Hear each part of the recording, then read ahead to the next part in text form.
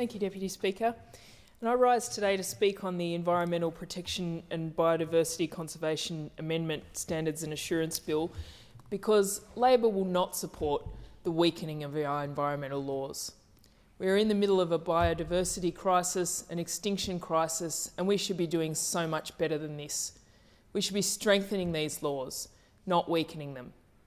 And as the member for Griffith, our Shadow Minister for the Environment, has just said, we are very happy to work with the government on getting these changes right if they want to scrap this bill and come back with something that actually delivers stronger protections for our precious natural environment, a better solution for business that are also waiting too long to get these approvals through, and a tough cop on the beat to ensure that the proper decisions are made with proper compliance attached to it.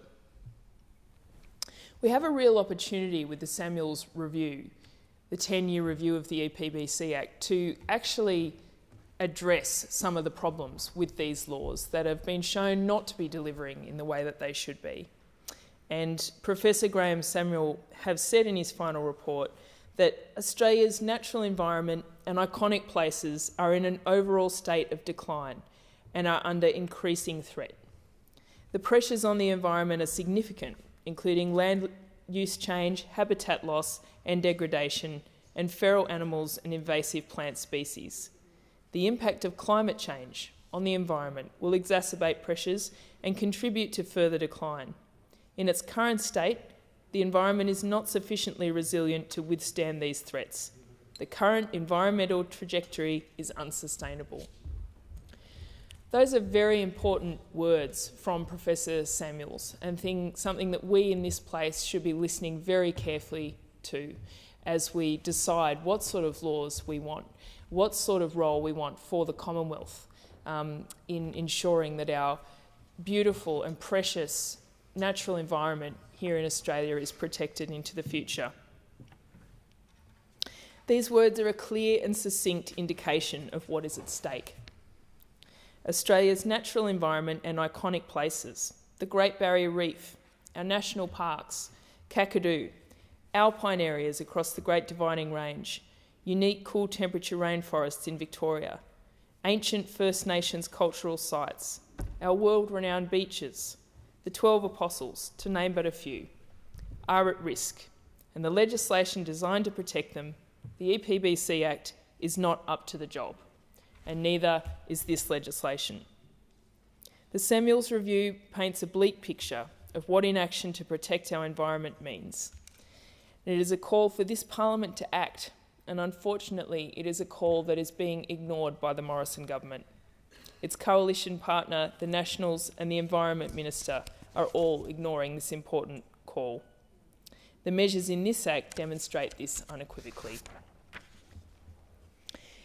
Labor will not support this bill, and the reasons for this are outlined in Labor's dissenting report to the inquiry conducted by the Senate Environment and Communications Legislation Committee. This dissenting report was damning, and while critics may argue that this is unsurprising, it is my view that the dissenting report merely pulled together the huge body of evidence that demonstrates not only how bad this bill is, but also how bad this coalition government is at due process and quality public administration.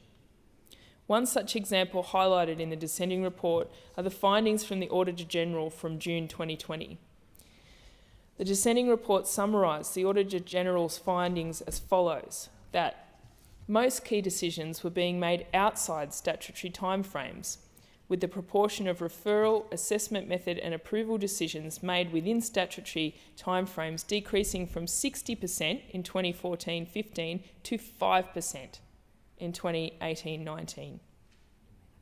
There had been a massive blowout in delays, with an average 116-day overrun of statutory timeframes for approval decisions, a 510% increase from the average 19-day overrun in 2014-15, and 79% of approvals were non-compliant or contained errors. There is clearly a serious problem here, a serious problem that needs serious legislation to address it, and that is not what we have here in this bill. The dissenting report summarised the impact of these administrative failures as having real and significant adverse consequences for jobs and investment. Now, obviously, the key concern here is that our natural environment is not being protected in the way that it should. But we also have a situation that is really bad for business and investment. And we can have both. We can protect the environment and have a process that actually works for investors. But again, that's not what we have here. We would think that this government, for all their talk about the importance of the private sector, would actually want to address these issues that are putting a handbrake on investment. The Auditor General's findings show that they are all talk and no action when it comes to red tape. We have a perverse situation where both the environment and business are losing out, and that means that Australians are losing out due to this government. As the Labor senators who contributed to the dissenting report also observed, under-resourced decision-makers are at risk of making lower quality decisions, leading to greater vulnerability to legal challenge. They noted that the audit report stated, if the court finds that the decision is not compliant with the EPBC Act or otherwise subject to legal error, it can set the decision aside and require it to be reassessed. This result is costly for the department, which must conduct the assessment again, and the regulated entity, which loses certainty of approval and must delay any action until reassessment. How has the Morrison government and Minister Ley allowed this to be the state of play when it comes to environmental protection and reasonably using our natural resources in Australia? It is damning, and it should not be this way. Nonetheless, this amendment and previous amendments to the EPBC Act presented to this Parliament over the last 8 years of this coalition government show that the government intends to make our system of environmental protection as governed by the EPBC much worse than it already is.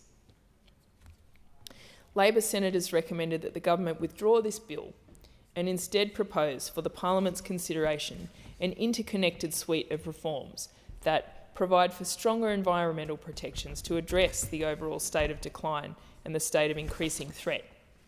Establish a tough cop on the beat to help restore trust and support efficient and effective decision-making under the EPBC Act in the interests of avoiding unnecessary delays to jobs and investment.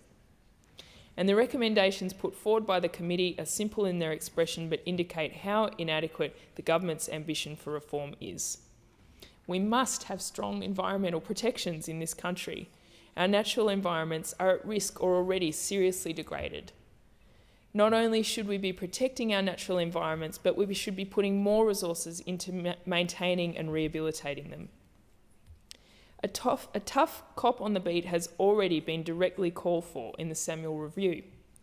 It is sorely needed because even if we reform the EPBC laws, we need to ensure that they are applied rigorously.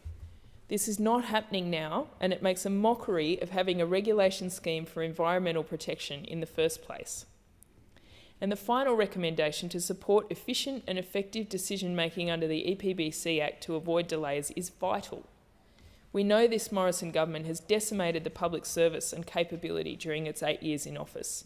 It is an abomination that a country like Australia can legislate but then fail to properly resource the administration of that legislation. Now, to what this bill is actually proposing to do. The bill will establish a framework for the making, varying, revoking and application of national environmental standards and establish an Environment Assurance Commissioner to undertake transparent monitoring or auditing or both of the operation of bilateral agreements with the states and territories and Commonwealth processes under the Act for making and enforcing approval decisions. This bill comes alongside the Streamlining Environmental Approvals Bill, also known as the Abbott 2.0 Bill, because it effectively replicates the Abbott government's failed one-stop shop policy from 2014. And that's all we have here, a rehash of something from 2014. These bills are the government's response to the second 10-yearly statutory review conducted by Professor Samuel, which was received by Minister Ley in October 2020. While the government has proposed national environmental standards, it is laughable to say that they align with what Professor Samuel has proposed. The standards recommended in the Samuel Review are much more detailed and considerably more protective than the standards proposed by the government. The Samuel's overarching national standard refers to important concepts such as the principle of non-regression, that is, no backsliding in environmental protection, addressing cumulative impacts, and decisions being based on the best available information compared to adequate information in the government's proposed standards. These concepts all appear to be absent from the government's proposed standards, and they should be condemned for this. The bill provides that there is to be an Environmental Assurance Commissioner, which is established as an independent statutory position within the department.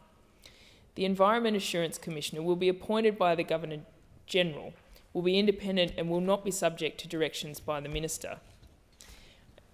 Conservation stakeholders are critical of the bill's model because of the inability for the proposed Commissioner to investigate individual decisions related to projects, labelling it effectively toothless. When introducing the bill, the Minister said, "The Environment Assurance Commissioner will not have a role in monitoring or auditing individual decisions. It is not a second decision-making body, and it isn't a replacement for or a precursor to legal review processes for decisions." Now, the Commonwealth should always have a role in environmental protections. They must always be able to step in and protect our vitally important things, the Great Barrier Reef, Kakadu, our national parks. You know, it's so important that the Commonwealth has that role, and Labor will not support anything that devolves that role to the states without stronger compliance around these laws. Environmental groups in my electorate, including the ACT Conservation Council, have raised this issue with me specifically. They question why you would establish an assurance body that has no powers to undertake assurance. This is a mind-boggling piece of policy developed by the Minister for Environment. Reform of the EPBC was a significant policy commitment for Labor at the last election, including bringing climate change into the laws for the first time. Labor committed to establishing an environmental protection agency which would manage development approvals, ensure compliance with environmental law, collect data and evaluate progress. Labor has consistently called on the Morrison government to establish a genuinely independent cop on the beat, and the Samuel Review recommended the establishment of a new independent statutory position of Environment Assurance Commissioner to provide oversight, be free from political interference and responsible for public reporting on the performance of the Commonwealth and accredited parties. It is obvious from this bill that the government's commissioner is weaker than both the options proposed by Labor at the last election and proposed by Professor Samuel. It is weak and it will not do the work that we need an assurance body to do, that is, to protect the environment. The bill also gives the Minister the power to make national environmental standards for the purposes of the Act. The bill doesn't include a set of proposed standards within it, but rather provides the framework for a set of standards to be implemented. We know from media reporting that the leaked standards are not up to the job of protecting our environment. According to the explanatory memorandum, when a national environmental standard is first made, it will be treated as an interim standard until it has undergone its first review, with the first review to be undertaken with 2 years of the standard commencing. The government's proposal is to establish standards that replicate the status quo, then, over subsequent years, seek to improve them. Needless to say, this point makes me very nervous, as past behaviour indicates that we cannot trust this government when it comes to protecting the environment. I am also concerned that rather than using the Parliament to consider and reform the standards, these will be left to the Minister. For something as important as environmental protection, the standards must be scrutinised here in this place.